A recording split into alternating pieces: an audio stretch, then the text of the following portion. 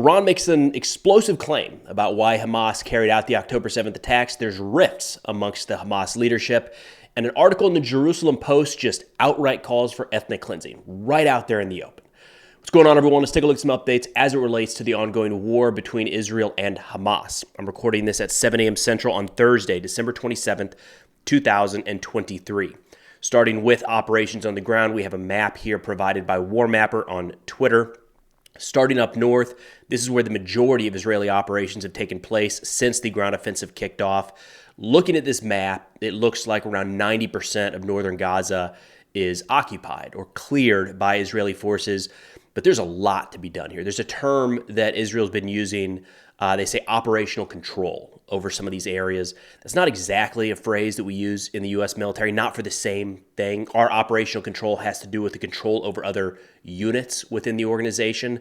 What Israel's getting at here is they have the ability to conduct the operations that they see fit on the ground, but they're not using the term cleared. There are still significant close-range kinetic engagements between Hamas and Israeli forces on a daily basis. Then when we shift into the southern portion of the Gaza Strip, Khan Yunis is the focus of the Israeli Defense Forces. They've encircled some portions there, continue to push in to the city center. But between north and south, between Gaza City, Jabalia up there, and Khan Yunis in the south, this is far from over. I think it's easy to look at these maps and see the areas that are now blue and say, well, Israel's making progress, they're almost there. But by Israel's own admission, this is months away from being complete. Some of their officials in the last few weeks have said the next phase of this operation isn't going to kick off until mid to late January. And that's the third of 4, 5, 6, maybe phases of the overall ground operation. So one of the interesting aspects of Hamas is they have leadership on the ground in Gaza that are actively being hunted by the IDF day in and day out. They also have their senior leadership outside of Gaza, doing pretty well, living high on the hog, if you will, in places like Qatar, Lebanon, and elsewhere. And a new article by the Washington Institute talks about some growing tensions between those two elements, those inside of Gaza and those on the outside. They say inside the Strip, Yahya Sinwar remains the group's undisputed leader and retains the loyalty of the tight cluster of military commanders around him. He is fixated on continuing the fight, believing that if Hamas can absorb Israel's punishing hit without being completely destroyed, it can ultimately declare divine victory, which is kind of in line with what you'd expect from an insurgent organization, a terrorist organization. Their survival is victory to a degree, right? This isn't unique to this conflict, but if Hamas is simply able to survive this Israeli ground invasion into Gaza, to a degree, that's a Hamas victory. They say, yet Hamas leaders in Qatar, Lebanon, and Turkey are already looking toward the day after the war and trying to carve out space for the group in whatever political structure will govern Gaza. It sounds like some of those more senior leaders, a little more pragmatic, recognizing that Israel has drawn this hard line that Hamas will not remain in power. Even if the Hamas ideology continues and some of these operatives are able to escape, there's no way, as it says today, that Israel is going to allow Hamas to retain the control that they had prior to October 7th. It seems like some of those leaders outside recognize that, but the ones on the inside either can't or won't accept that same reality. They say the specific details of the attack, the October 7th attack, have come as a complete surprise to Haniyeh and the rest of the external leadership. They were aware of and approved Sinwar's plans to carry out a large-scale offensive against Israel at some point, and they participated in numerous deliberations about such an attack with officials from Iran's Islamic Revolutionary Guard Corps, the IRGC, as well as Hezbollah, but they were not informed about the scale of the plan or its timing, which apparently changed at least a couple times. That piece here, as a note, the authors say they got from private conversations, so they're not able to cite definitive evidence to that end. It's not crazy, though. If you watch some of the reactions from the senior Hamas leadership, they made some claims right after the fact saying they did not target any civilians. There's video evidence of that Hamas released showing their fighters targeting and killing Israeli civilians. So there was some disconnect there in the immediate aftermath of this attack that lends a little bit of credence to that. Like maybe the leadership did not know the full extent of what Sinwar was actually planning. They say in particular, they blame him, the external leaders blame him, Sinwar, for misunderstanding pre-war messages from Iran and Hezbollah, treating ambiguous pledges of support as a firm commitment to open additional fronts against Israel and save Hamas from destruction. These misread assurances led Sinwar to pursue a massive attack with the full knowledge that Israel would have no choice but to respond in kind. That is what we saw, right? As October 7th was playing out, as Hamas was claiming responsibility for this, everyone was saying, well, Israel's going to have to go in hard. This is not going to be a couple bombs dropped at key locations in Gaza. They're going to have to go in on the ground based off of the brutality that was seen on October 7th. That was expected. And that's been one of the major questions since that attack took place is what exactly was Sinwar and the leadership in Gaza, the Hamas leadership in Gaza, hoping to achieve here? Because what we're seeing now was expected by just about everybody. There's no way that Sinwar didn't expect this to happen. What they point to here is that he did not understand the overall picture. And that's one of the aspects, that's one of the roles that the external Hamas leadership has played in the past few years, is that coordination with Iran, with Hezbollah, and with some other allies in the region. So what they're getting at is Sinwar thought some of those loose statements, we support the Palestinian people, we support Hamas, he thought that meant that war was coming. The minute that Hamas comes under threat in Gaza, Hezbollah would open up to the north. Iran, to some degree, would open up. The Iranian-backed militias in Syria would launch attacks into Israeli territory. That hasn't taken place. They say in meetings earlier this month with the external leaders of Hamas, they had discussions that revolved around the prospect of integrating Hamas into the PLO following the war, among other ideas for what they're calling the morning after arrangements in Gaza. They say, yet as long as Sinwar survives, no deal negotiated abroad will work unless he signs on. And from his point of view, the current talks reflect the external leadership's inclination to doubt and undermine his goal of maintaining Hamas control over Gaza. This is, in a lot of ways, something that we see throughout history. You've got the warfighter on the ground, the frontline commander, saying, here's what we're capable of doing, here's what we can do, here's what we are doing, and then those in the rear, right? The guys in Qatar and Lebanon are, in a lot of ways, in the rear of this fight, saying you're not able to get that done. We need to negotiate some sort of settlement to find your way out of here. But as they point out, Sinwar has so much support inside of Gaza that unless he signs on, they're kind of suggesting that the external leaders may not be able to influence events inside of Gaza as much as we might think. Then Iran had some pretty interesting statements over the past 24 hours. Their spokesperson for the Iranian Revolutionary Guard Corps, Ramadan Sharif, said yesterday that the Hamas attack on October 7th was, quote, one of the reactions to the assassination of Qasem Soleimani.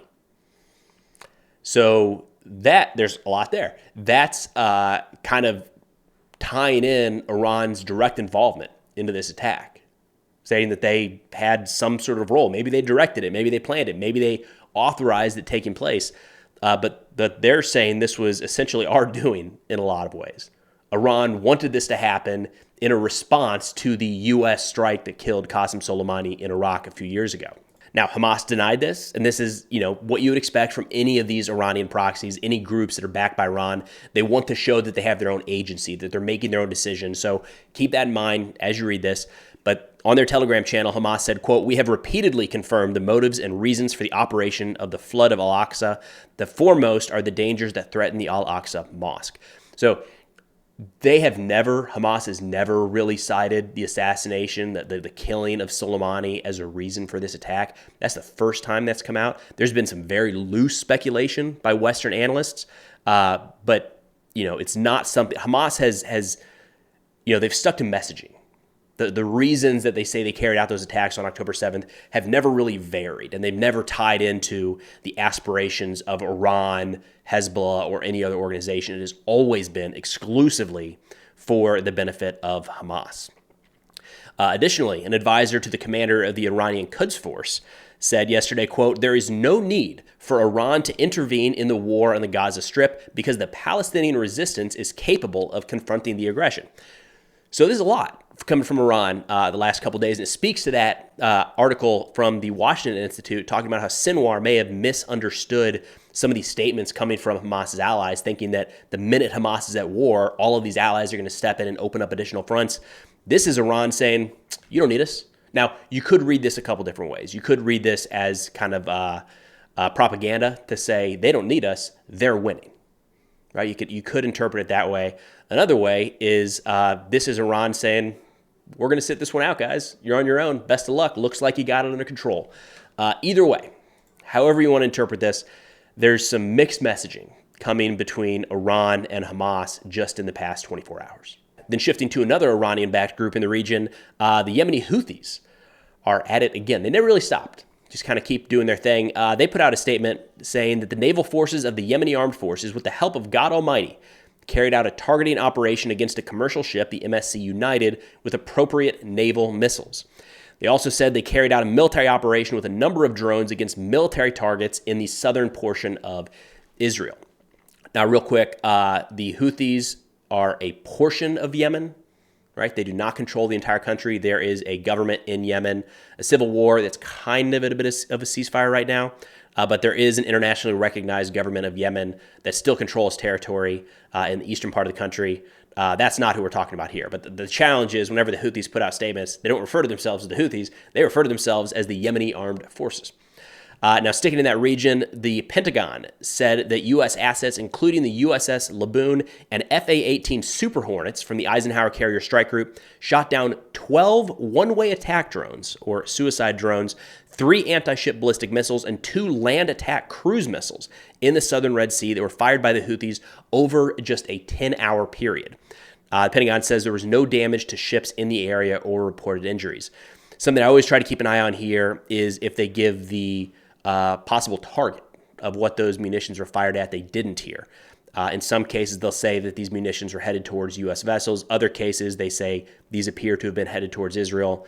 Either way, what do we have? 3, 2, 12, 17 munitions shot down by U.S. forces in the area, some by FA-18s in a 10-hour period. It's not slowing down in the Red Sea, in and around Yemen. There's a lot that could go wrong there.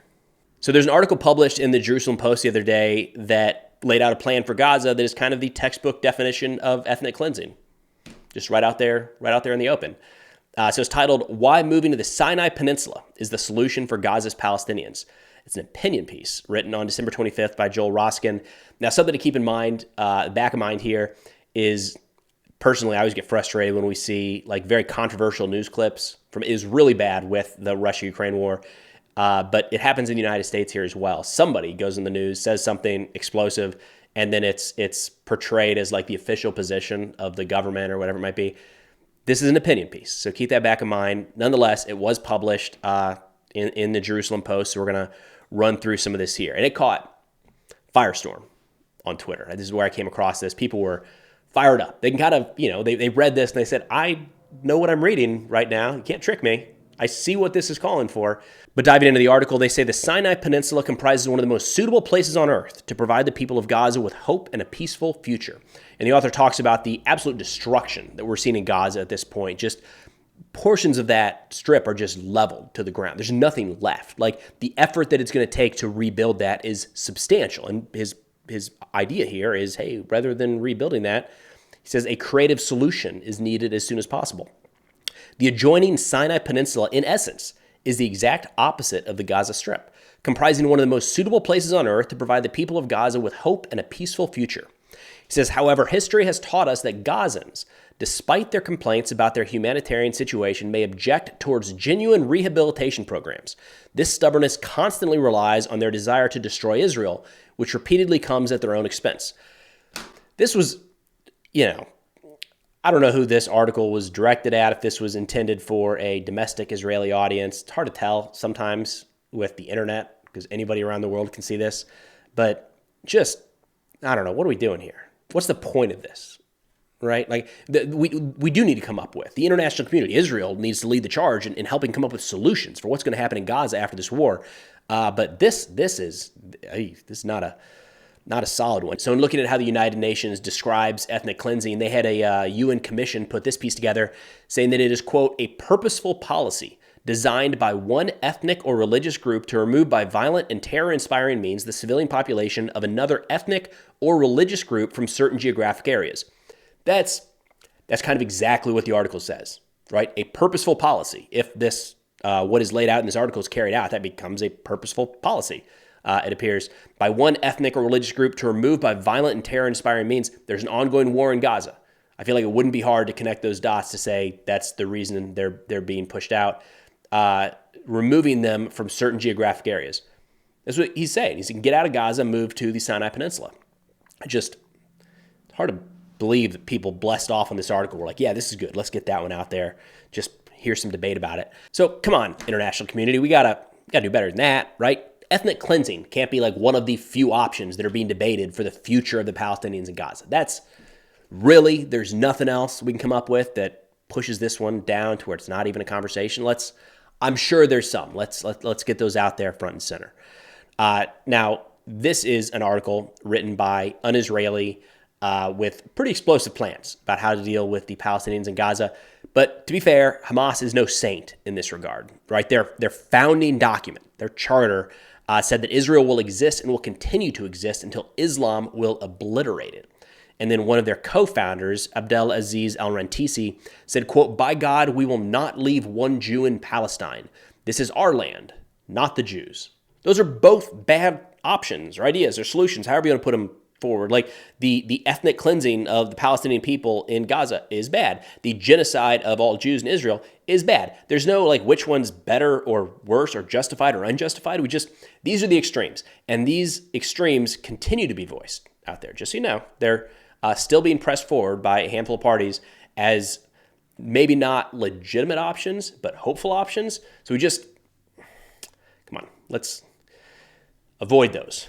These are awful. War is bad enough as is. To end in something like an ethnic cleansing or a genocide is just, as a people, as humanity, we gotta do better than that.